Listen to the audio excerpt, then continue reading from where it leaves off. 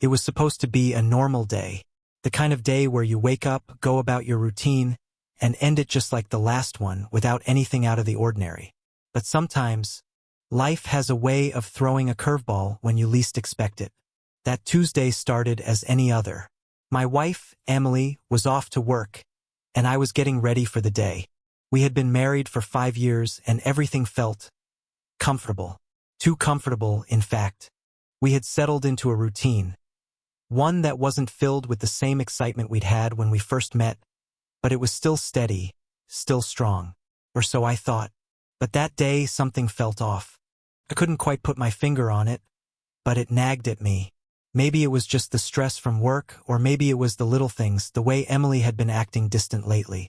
She was coming home late, spending more time on her phone, avoiding eye contact when we talked. But I didn't want to believe it. I convinced myself that it was just me overthinking things. We were in a good place, right? That afternoon, I had to run some errands, and I found myself in Emily's car to pick up a few things she had left behind. She had been gone for a while already, and I needed to grab something from the glove compartment. As I opened the small compartment, I felt a sense of unease wash over me. It wasn't anything unusual, just the typical assortment of things, old receipts, some spare change, and a few napkins. But then something caught my eye, a small, unopened pack of condoms. I stared at them, my mind racing. My heart sank into my stomach, and I felt like the floor beneath me was crumbling. What were these doing in her car? She never used them when we were together. We had been married long enough that we didn't need to rely on something like that anymore. Could it be that she was seeing someone else? Could she be cheating on me? I immediately felt a mix of anger, confusion, and betrayal. My hands trembled as I held the small packet, but I had no choice. I had to confront her. Couldn't ignore this, not anymore. Every instinct told me to just call her right then, but I held off. Instead, I sat in the car for what felt like an eternity, staring at the pack in my hand. It was a symbol of everything I feared but never thought would happen. When Emily returned that evening, everything felt different. I didn't know how to approach it. I didn't know if I should confront her outright or if I should try to piece things together quietly. But one thing was certain. My world had just shattered, and nothing would ever be the same again. The moment I looked at her, the woman I thought I knew, the weight of that small pack of condoms was enough to tell me that everything was about to change. The discovery of the condoms in Emily's car wasn't just a sign of potential betrayal. It was the first crack in the foundation of everything I thought I knew about my marriage. That night, when she came home, everything felt off. She walked in the door like she always did, smiling as if nothing had changed. But I could see it in her eyes. The way she glanced at me nervously. The way she quickly set her purse down and avoided my gaze as she started talking about her day. For the first time, I noticed how distant she seemed. It wasn't just that she was avoiding eye contact. It was something deeper. It was as if the woman I had spent 5 years building a life with was slipping away before my very eyes. I had so many questions running through my mind, but I didn't know where to start. Should I ask her about the condoms? Should I accuse her of cheating right away? Or should I wait, gather more evidence, and try to make sense of everything? It felt like everything was moving in slow motion, but I knew I couldn't ignore this feeling anymore. Something was wrong. Couldn't deny it. I decided to wait. I wasn't sure what I was waiting for exactly, but I knew I needed more than just a hunch. I needed concrete proof. I couldn't confront her without knowing for sure. But the days that followed didn't give me the clarity I hoped for. If anything, they only made things worse. Emily continued to act like everything was fine. She came home late from work again, spent extra time on her phone, and became more secretive about her whereabouts. She would leave the house for errands and disappear for hours. When I asked where she was, the answers were vague, like she was avoiding the question altogether. I had known her for long enough to recognize that something wasn't right. The small signs were there. More time away from home, more time spent on her phone, and an increasing distance between us. And yet, I couldn't quite bring myself to confront her directly. What if I was wrong? What if I had misread the situation? I didn't want to accuse her of something I wasn't sure of. But the fear of living in ignorance, of letting this slow burn of suspicion fester, was starting to take its toll on me. It was eating away at my trust, my peace of mind. And each day that passed without answers felt like a weight on my chest, getting heavier and heavier. I had to know the truth. It was then that I decided to take a risk. I couldn't continue living in the unknown, constantly wondering if the woman I loved had already moved on. So I took the step I never thought I would. I decided to go through her phone. I know it sounds invasive. I know it's not something anyone should ever have to resort to in a relationship. But I was desperate for answers. The seeds of doubt had already been planted, and I needed to see for myself if there was anything that could explain her behavior. The decision to snoop felt like a betrayal in itself. But I justified it by telling myself I had to know the truth, no matter how much it hurt. I picked up her phone while she was in the shower, scrolling through her messages with trembling hands. At first, I didn't find anything. Nothing that confirmed my suspicions, at least. But as I kept scrolling, I stumbled upon something that made my blood run cold. There it was, messages between Emily and someone I didn't recognize. A man's name. The text exchanges were playful, flirtatious, and filled with an intimacy that had no place in a marriage. They talked about meeting up, about secret dates, about moments they shared in private. I felt my heart stop. There was no denying it anymore. The final nail in the coffin came when I saw a message that made my stomach drop. Emily had sent him a picture that wasn't for my eyes. It was everything I feared but never wanted to acknowledge. The evidence was right there, in front of me. Couldn't breathe. The walls felt like they were closing in on me. I had to confront her, right then and there. I couldn't let this go any longer. The pain was overwhelming, but there was no way around it now. She had been lying to me, hiding this affair right under my nose, and I had been too blind to see it. When Emily came out of the shower, I didn't wait for her to settle in. I didn't wait for her to start talking about her day. I didn't even give her the chance to smile at me like everything was normal. I couldn't pretend anymore. I walked straight up to her and placed the phone in front of her. Her eyes widened as she saw the messages. For a moment, she didn't say anything.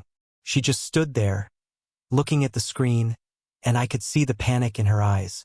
It was like she knew the game was up. "Emily?" I said, my voice shaking with a mixture of anger and hurt. "What is this? Who is this guy?" Her face turned pale. She opened her mouth to speak, but the words didn't come out. She stood there, frozen, caught in the web of her own lies. And for the first time in years, I realized that the woman standing in front of me wasn't the same person I had married. She was someone else entirely, someone I didn't recognize. "I can explain," she finally whispered, but there was nothing she could say that would make this better. I had been so naive. I had trusted her completely, and now that trust was shattered beyond repair. Every ounce of love, every moment we had shared, suddenly felt like a lie. I couldn't believe I had been living in this world of deception without even knowing it. "Explain," I asked, my voice trembling with emotion. "How do you explain this? How do you explain the lies, the cheating, the betrayal?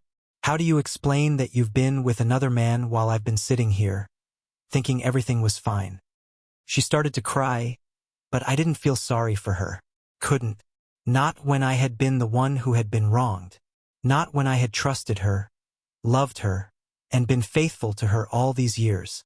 "I never meant to hurt you," she said, her voice breaking. "It was a mistake. I was lonely and he made me feel alive again. It didn't mean anything, I swear. It was just a fling, just something I did to feel better about myself." I shook my head. "A fling? You've been seeing him for months. This wasn't just a fling, Emily. This was a betrayal." And with those words, I realized that our marriage was over. There was no coming back from this. There was no forgiveness. There was no more trust. She had crossed a line that couldn't be uncrossed. And no matter how much she begged, no matter how many apologies she made, it wouldn't change the truth. She had broken me and I couldn't fix it. I stood up, walked away from her, and the moment I stepped out of the room, I knew that my life would never be the same again. The confrontation was everything I had feared and more. As Emily stood there, tears streaming down her face, trying to justify her betrayal, something inside of me snapped. I had been living in a bubble, believing that our marriage was solid, that we were partners who trusted each other. But all of that crumbled in an instant. The woman I loved, the one I had devoted myself to for years, was standing there confessing her affair with someone else, someone I had never suspected. Her words were a blur. She kept repeating that it didn't mean anything, and that it had been a moment of weakness. But none of it made sense. If it had been a simple mistake, why had she hidden it for so long? Why had she allowed me to continue living this lie, thinking everything was fine? My mind was racing as I stood there, staring at her, unable to process the full weight of what was happening. I had loved Emily. I had trusted her with everything. We had shared our dreams, our fears, our futures. We had built a life together, and in an instant, she had destroyed all of that. She had made a choice, a conscious decision to betray me, and to do it with someone I trusted. I wasn't just angry, I was shattered. I felt like my heart had been ripped out, and the raw pain of that realization was almost too much to bear. "I can't believe this," I whispered, my voice shaking with a mixture of disbelief and rage. "You really think you can stand there and tell me it didn't mean anything? You've been lying to me for months. I've trusted you, and you've betrayed me." Emily's tears only seemed to make it worse. She was playing the victim, trying to pull me back into her web of excuses and guilt. But I wasn't buying it anymore. I had heard it all before. The apologies, it was just a mistake. The empty promises of change. None of it mattered now. The truth was clear. She had chosen him over me, and that truth was something I could never forget. The conversation felt like a blur of accusations, apologies, and anger. But in the back of my mind, one thought kept repeating itself. How could she do this? How could she throw everything we had away so easily? It wasn't just about the affair. It was about the lie. It was about how easily she had taken our marriage for granted. It was about how she had dismissed me, my feelings, and my love, without a second thought. I had always believed that we were meant to be together. But standing there, looking at her, I realized that I didn't know this woman at all. The woman I had married, the one I had shared my life with, was a stranger. And the person she had become wasn't someone I could recognize, let alone forgive. The tension in the room was suffocating. I wanted to scream, to throw things, to make her feel the pain I was going through. But I couldn't. Instead, I just stood there, feeling completely empty. What was the point of continuing this conversation? What was the point of trying to salvage something that had already been destroyed? And then, just when I thought I had nothing left to say, Emily dropped a bombshell that left me frozen in place. She took a deep breath and said, "There's something else I need to tell you." I could feel my blood run cold. "What?" I asked, my voice hoarse. I've been seeing someone else," she said, her voice barely above a whisper. I wasn't just cheating with him. I was falling in love with him." The words hit me like a physical blow. It was like the air had been knocked out of my lungs. I had suspected the affair, of course. But hearing her say those words, admitting that she had not only cheated but had fallen in love with someone else, was a new kind of gut-wrenching pain. My mind went blank. I didn't know how to respond. What do you say to someone who admits that they not only betrayed you but that they had replaced you in their heart? It was one thing to cheat. It was another to fall in love with someone else and lie about it for months. I had been living in a twisted version of reality where I was the only one who had cared about this marriage, the only one trying to make it work, and she had been living a completely different life, one where I didn't exist at all. The revelation hit harder than anything I had experienced. My stomach turned, my heart sank, and I felt the world around me blur. All the anger I had been holding on to suddenly morphed into something else. Something darker, something more painful. It wasn't just the betrayal that hurt now. It was the realization that I had been blind to it for so long. I had been trusting her, loving her, and she had been falling in love with someone else. I had been a fool. I took a few shaky steps back, trying to find my bearings. My thoughts were a whirlwind, spinning in every direction. How could this happen? How could I not see it? What had I missed? I tried to focus, but my mind kept returning to that one horrible truth. She had chosen someone else over me. She had allowed herself to fall in love with someone who wasn't me. And that realization felt like 1,000 knives piercing my chest. But even in the midst of my devastation, a part of me knew what had to be done. I couldn't keep living in this lie. I couldn't keep pretending like everything was fine when it was clear that it never had been. The person I had loved, the woman I had devoted my life to, was gone. She had replaced me with someone else, and no matter how much I tried to fight it, that was the reality. I can't do this anymore, I said, my voice barely above a whisper. I turned to leave, but I paused at the door. I can't keep fighting for a marriage that you've already checked out of. It's over, Emily. Her sobs echoed through the room as I walked out, but I didn't look back. The pain in my chest was unbearable, but it was the only way forward. I had to let her go, as much as it hurt, because in that moment, I realized that staying with her would only keep me trapped in the pain she had caused. The truth had been revealed, and it was more devastating than I could have ever imagined. But in the end, it was the only thing that could set me free. I and the woman who had stopped loving me long ago. In the days that followed, the silence in the house was deafening. The kind of silence that presses down on you, filling every room with its weight, leaving you alone with your thoughts and nothing else. I didn't know what to do next. I didn't know how to fill the space Emily had left behind, or how to heal from the wreckage she had left in my heart. I'd expected relief after confronting her, after hearing the truth. I thought that maybe once I finally had clarity, once I exposed the truth and ended our marriage, I would feel free, unburdened. But that wasn't how it happened. The pain didn't fade. If anything, it grew stronger. Every corner of the house seemed to remind me of her. Our wedding photos, the gifts we'd given each other, the plans we'd made. I looked at the empty space where she used to sit at the dinner table, and I realized how much I had lost. It wasn't just a betrayal of love. It was the shattering of a life that I had believed in. Everything I thought was true was now a lie. The hardest part wasn't the act of leaving or even confronting her about the affair. It was realizing that the life I had worked so hard to build, our shared experiences, the trust, the bond, wasn't something she cared about anymore. It wasn't something that was enough for her. And no matter how much I wanted to fix it, no matter how much I wanted to keep holding on to what we had, I couldn't make her love me the way I wanted her to. I thought a lot about forgiveness in the days after. Could I forgive her? Could I forgive Jack? But the more I thought about it, the more I realized that forgiveness wasn't something I owed them. It was something I owed myself.